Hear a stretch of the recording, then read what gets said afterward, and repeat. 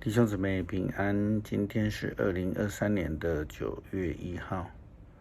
今天的经文是诗篇105篇第1节到第6节，23节到26节，还有45节。出埃及记第3章16节到22节，帖撒罗尼迦后书第2章第7节到12节。今天要跟大家分享的主题是黑暗者必亡。黑暗者，或是我们说玩黑的人，也更可以说这些人是玩火的了。有句俗语说，玩火必自焚，玩黑者必自毙，自己找死。昨天的经文提到了基督徒应该要与上帝的光来同行，所以不在光明的人就是属于黑暗中的人，这个是自寻死路。从基督徒的信仰角度来看，基督徒只有追求在光明中才能够活下来。那什么是黑暗者？根据昨天的每日读经的经文，以弗所书第5章第1节到第6节，这样提到：既然你们是上帝所爱的儿女，你们就必须效法他。你们的生活是要处处表现爱心，正如基督爱我们，为我们舍命，作为馨香的供物和祭品献上给上帝。至于那些淫乱、污秽和贪婪的事，在你们当中连提都不可提，因为你们是上帝的子民，你们也不可以说隐晦、愚妄或下流的话，倒要说感谢上帝的话。无可怀疑的淫乱、污秽和贪婪的人，圣经说贪婪等于拜偶像，绝对不能成为基督和上帝国的子民。不要让任何人用空口白话欺骗你们。正是为了这些事，上帝的愤怒要临到悖逆的人身上。保罗他在写给以弗所教会的书信所写的，都是属于黑暗的生活。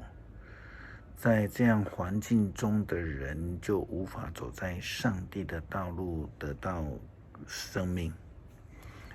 出埃及记3章第16节到22节，我们看到上帝吩咐摩西去找以色列人的长老们，来宣告他的旨意。他说：你去召集以色列人的领袖，告诉他们，我上主，他们祖宗的上帝，亚伯拉罕、以撒、雅各的上帝，曾向你们显现，要告诉他们，我来到他们当中，已经看见埃及人怎样对待他们。我决定要领他们出埃及，他们已经受够了苦头，我要带他们到流奶与蜜的肥沃土地，就是迦南人、赫人、亚摩利人、比利洗人、希未人和耶布斯人居住的地方。我的子民会听从你对他们所讲的话，然后你要带以色列的领袖去见埃及王，对他说：上主希伯来人的上帝曾向我们显现，现在请你准许我们走3天的路程到旷野去，向上主我们的上帝献祭。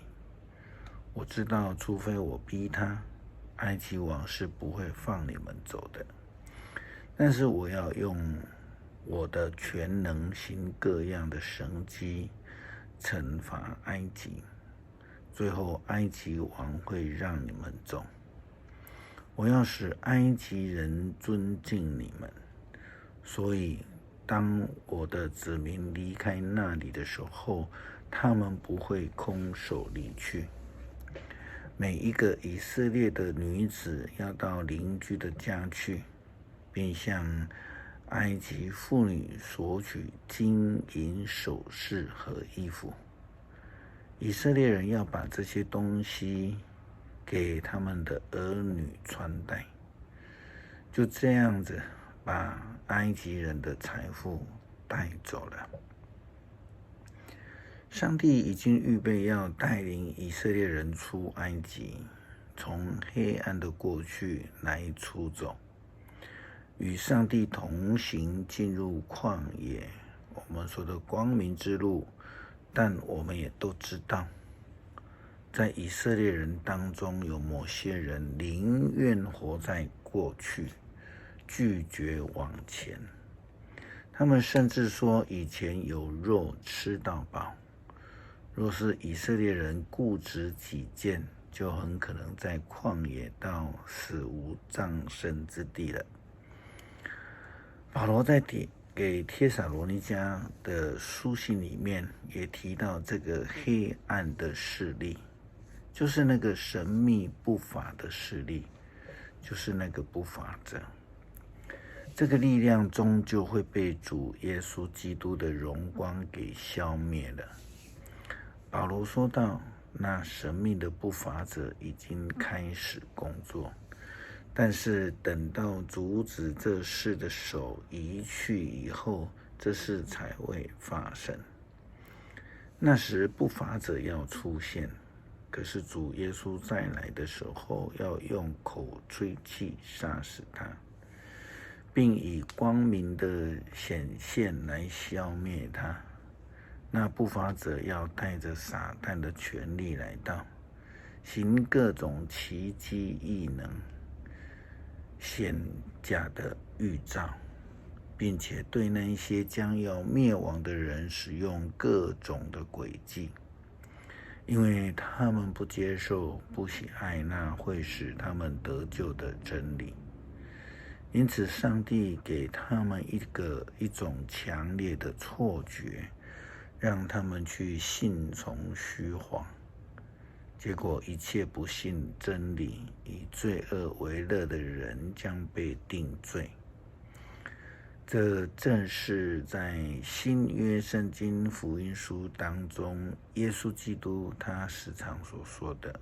他说：“我是世界的光。”我们看到约翰福音第8章12节的经文，耶稣对大家说：“我是世界的光，跟从我的会得着生命的光，绝不会在黑暗里走。”耶稣基督的话非常明白地指出黑暗者的下场了，因为他的光就是要赐给世人的生命，他要世人跟随他的光，就绝对不会在黑暗里走了，因为黑暗者就不在基督的光里。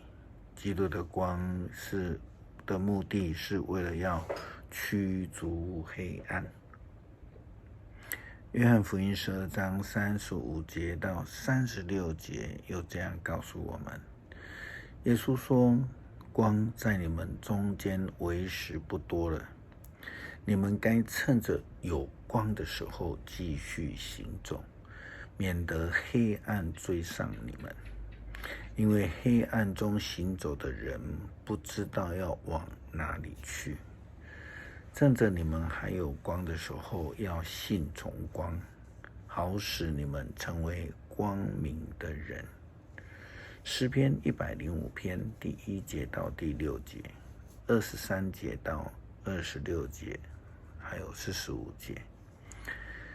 你们要感谢上主，宣扬他的伟大，要向万国述说他的作为。你们要歌唱颂赞他，要述说他所做奇妙的事。你们要荣耀他的圣名，愿所有寻求上主的人都欢乐。